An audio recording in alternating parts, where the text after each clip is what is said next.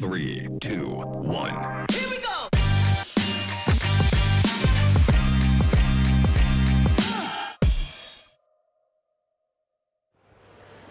Bonjour Harmonie Cossalter, Grégory Herman et Miguel Sébastien Santamaria. Vous êtes respectivement présidente d'Hydrosoft, business developer chez Hydroscan et chef de groupement technique chez Vivaqua. Merci d'être avec nous sur ce salon Cyclo de Lille. Pour commencer, je vais vous laisser chacun présenter peut-être rapidement votre entreprise. Harmonie.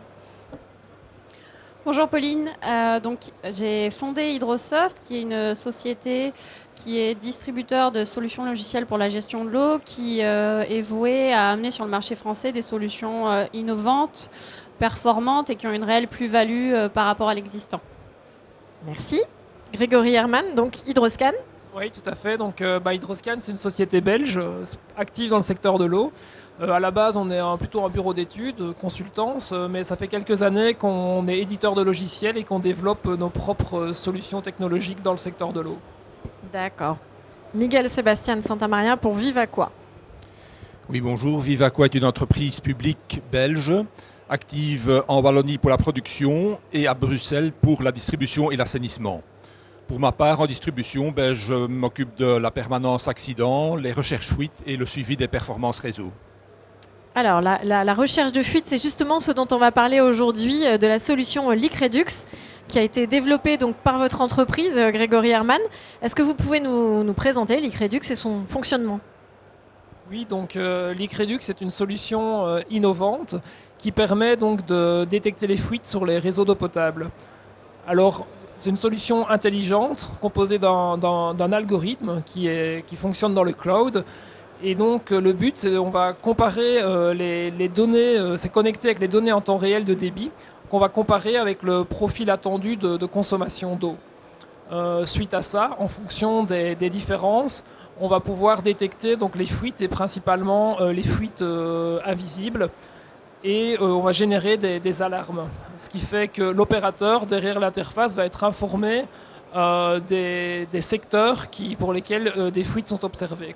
Ça lui permettra de mieux gérer son réseau et de prioriser aussi les actions à entreprendre sur le réseau d'eau potable. De maintenance, de réparation, d'intervention en fait. Oui, tout à fait. D'aller sur le terrain, détecter les fuites et puis après les réparer. Et donc, in fine, ça permet vraiment aux sociétés d'eau potable, en utilisant Leak Redux, d'augmenter considérablement le rendement de leur réseau. Oui, effectivement, et on pourra en témoigner avec un exemple concret tout à l'heure. Alors, Harmonie Cossalter, des outils de détection fuite, il en existe plusieurs sur le marché différents. Avec Hydrosoft, vous avez choisi 7 solutions. Pourquoi et quelle est la valeur ajoutée de ce produit ? Alors, la première valeur ajoutée, c'est qu'elle a été développée par des experts du métier de l'eau. Aujourd'hui, on a beaucoup de solutions qui sont développées par des mathématiciens, des experts dans la mesure. Et là, on ressent vraiment dans l'outil qu'il y a une réelle compréhension des fontainiers, des personnes qui vont devoir utiliser l'outil. Et il y a une réelle corrélation entre celui qui a édité l'outil et ceux qui vont l'utiliser derrière. Donc déjà, c'est très ergonomique. C'est le premier avantage, moi, que j'ai vu tout de suite. Le deuxième, c'est qu'il y a une réelle méthodologie qui est associée à l'utilisation de cet outil. C'est-à-dire que dans la majorité des outils de surveillance de consommation et d'aide à la recherche de fuite, les seuils d'alerte sont souvent définis par l'utilisateur. Alors c'est très bien quand on connaît parfaitement son réseau. Malheureusement, ce n'est pas toujours le cas, ou des fois, il y a des turnovers dans les équipes. Et cette méthodologie permet, en n'importe quelle situation, de définir ces seuils d'alerte.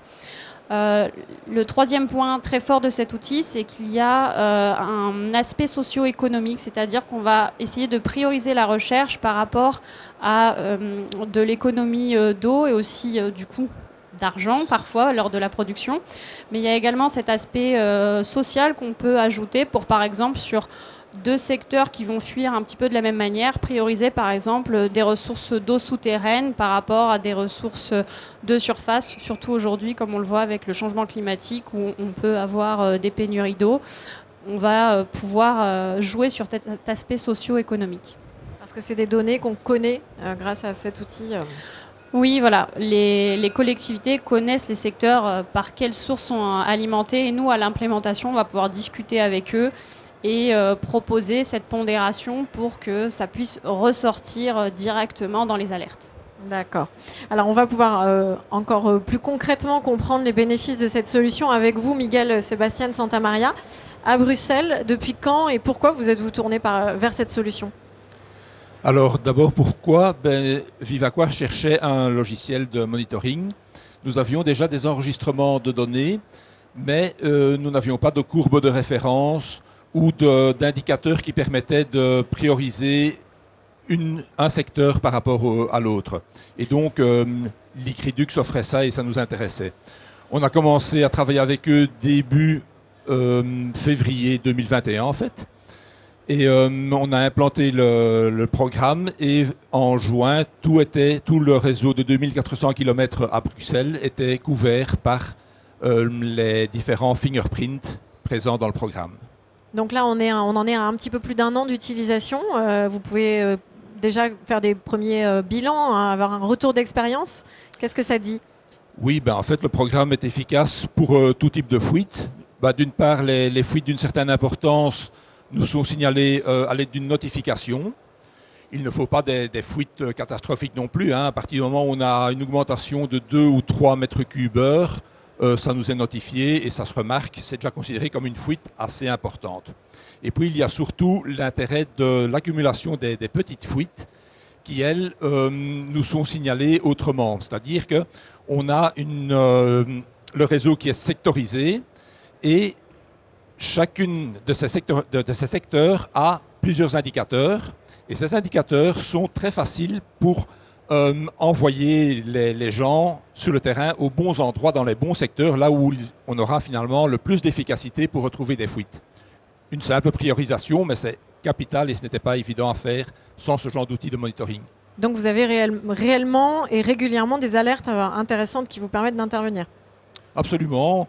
Les grosses fuites, c'est peut-être tous les 2, 3, 4 semaines, mais ça nous permet effectivement de réagir très vite. Est-ce que vous avez déjà des chiffres, un avant-après l'ICRIDUX ?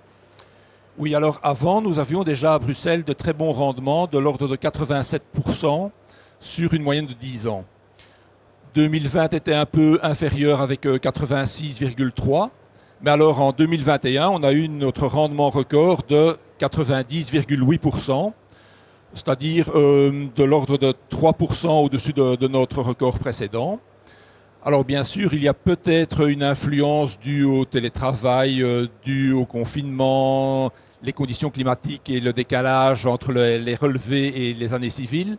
Mais néanmoins, en Belgique, on voit que la plupart des sociétés ont gagné 1,5 point d'augmentation de rendement, là où nous, on en augmente de 4,5. Donc manifestement, le programme l'ICRIDUX a bien aidé et on peut considérer que finalement, l'investissement que l'on a consenti, on l'a récupéré 5 fois sur la première année. Ah oui, et vous me parliez aussi d'un volume de mètres cubes. Alors le chiffre, il faut évidemment le mettre en regard de la globalité, mais il y a de fortes économies, ça peut parler beaucoup. C'est combien ? Oui, donc nous livrons de l'ordre de 60 millions de mètres cubes et on a récupéré environ un peu plus de 2,5 millions de mètres cubes.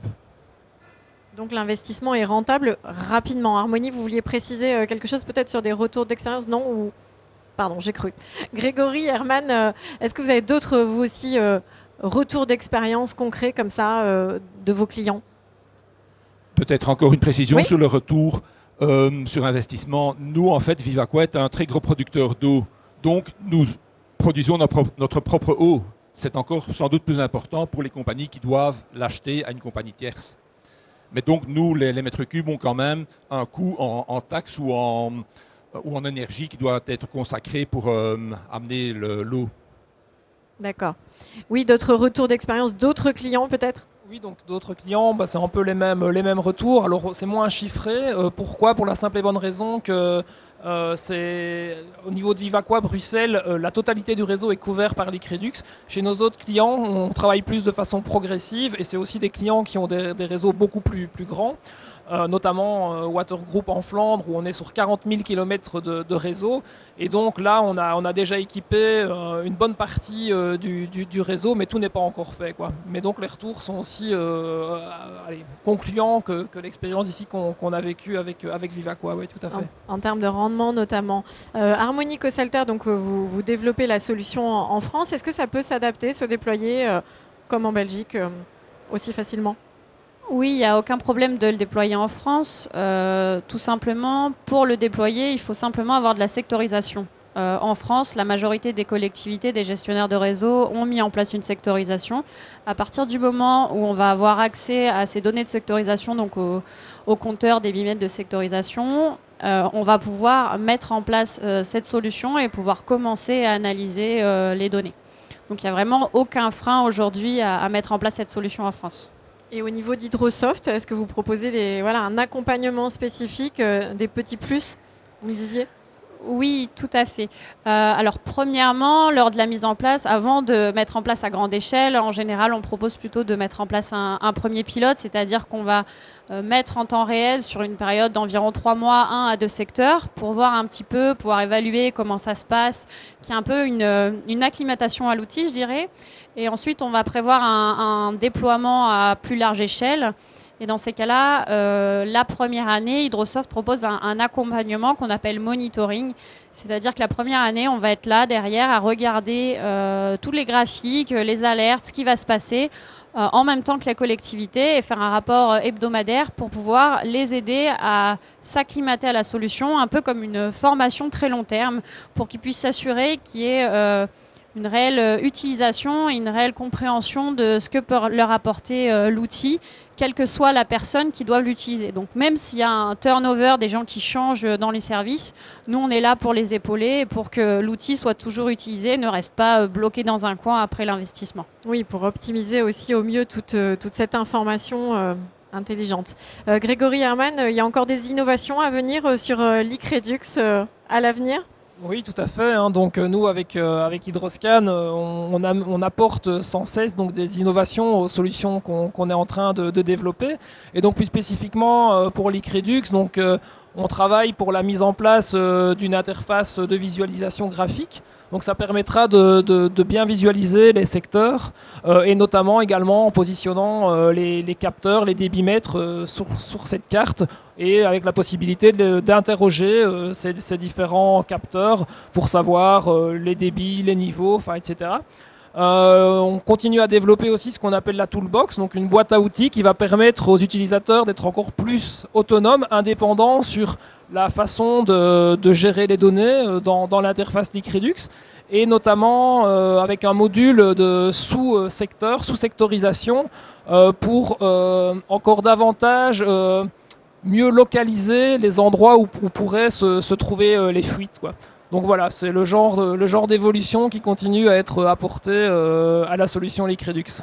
Un outil qui va encore plus toujours s'adapter au terrain. Merci beaucoup Harmony Cossalter, Grégory Herman et Miguel Sébastien Santamaria pour la présentation de cet outil utile et intelligent et pour votre venue sur le salon Cyclo de Lille. À bientôt. Merci, avec plaisir.